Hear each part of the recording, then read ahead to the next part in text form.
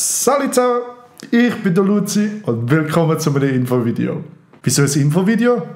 Ihr habt sicher bemerkt, dass ich seit bald über einem Jahr nichts mehr aufgeladen habe. Wieso? Es ist viel passiert. Hier eine kurze Zusammenfassung.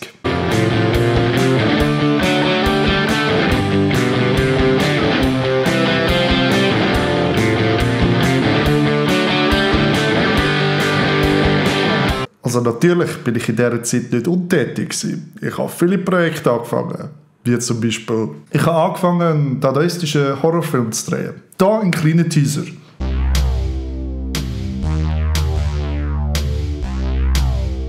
Das Projekt ist jetzt leider pausiert, weil sich meine Schauspielerin den Fuß gebrochen hat. Ich habe einen Pöstler-Song geschrieben und will dazu ein Musikvideo drehen. Hier ein kleiner Teaser.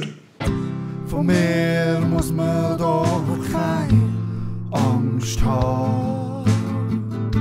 Ich bin doch nur ein Pöstlermann.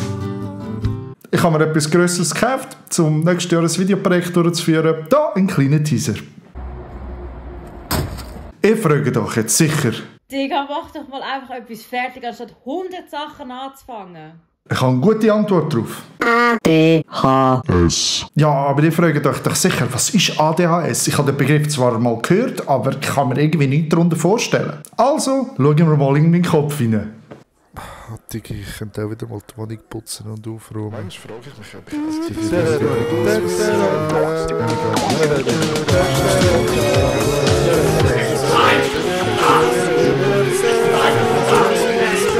Was auch noch passiert ist, Klatsche, klatsche, klatsche! ich habe meine Haare geschnitten. Wieso? Ich will keinen speziellen Grund nennen. Ah ja, übrigens, ich mache jetzt Memes und Videos für Kults. Ich bin zwar 7 Monate lang ghostet worden von ihnen, aber hey, I've got a job now, I make memes for a living. Apropos living. Ich habe meinen Handwerkerjob an den Nagel gehängt und bin jetzt Pöstler. Aber wieso Pöstler? Ganz einfach. Guter Arbeitgeber, ich arbeite beim Staat. Und ich habe mehr Zeit für Videos. Vielleicht, hoffentlich, nächstes Jahr. Irgendwann, vielleicht. Vor einer Stunde habe ich diese Story gepostet. Und ihr habt mir folgende Frage gestellt. Why are you gay? Really? Really? Ja, das Video war ein bisschen Achterbahn. Es hat auch kein Skript gegeben oder Notizen oder sonst irgendetwas.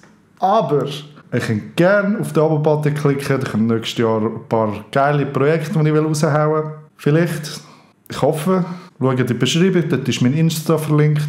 Dort poste ich ab und zu Stories. Ihr könnt interagieren. Ja.